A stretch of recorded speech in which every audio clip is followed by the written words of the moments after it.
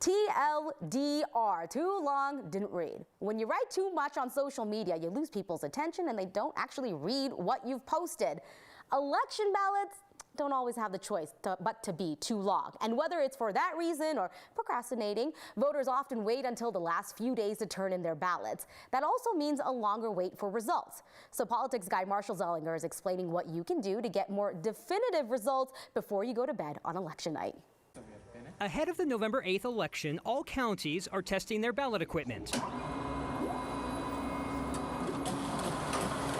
The high-pro scanners that you see in our office there, the ones that are about as tall as I am, they can do up to 20,000 cards in an hour. Because of state and city ballot issues, judges and candidates, Denver's ballot is 3 cards, front and back. So 20,000 cards an hour equals about 6,600 voters, which is a problem if you're expecting faster results on election night, especially when the majority of voters turn in their mail ballots at or near election night. When people see the numbers and they're like, why is it taking you all so long to count 330,000, 340,000 ballots?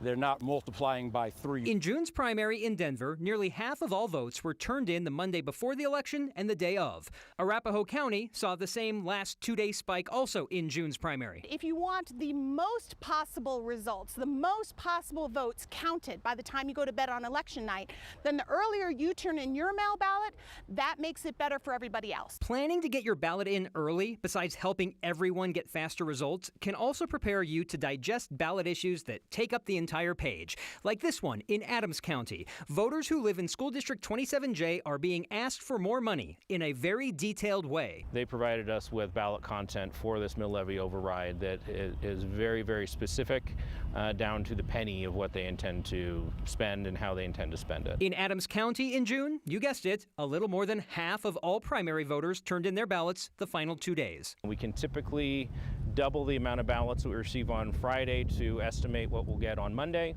double that again to estimate what we'll get on Tuesday, and so that's what we in our world call the hockey stick. A hockey stick, huh? Well, here's what that means.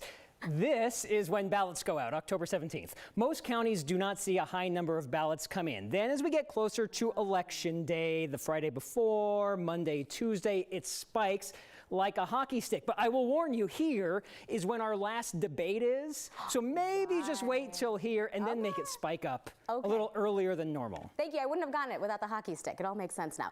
Okay, just because people turn in ballots earlier, it's not like information is given away or anything like that. Right, just because you turn in your ballot right away, nobody knows how you voted.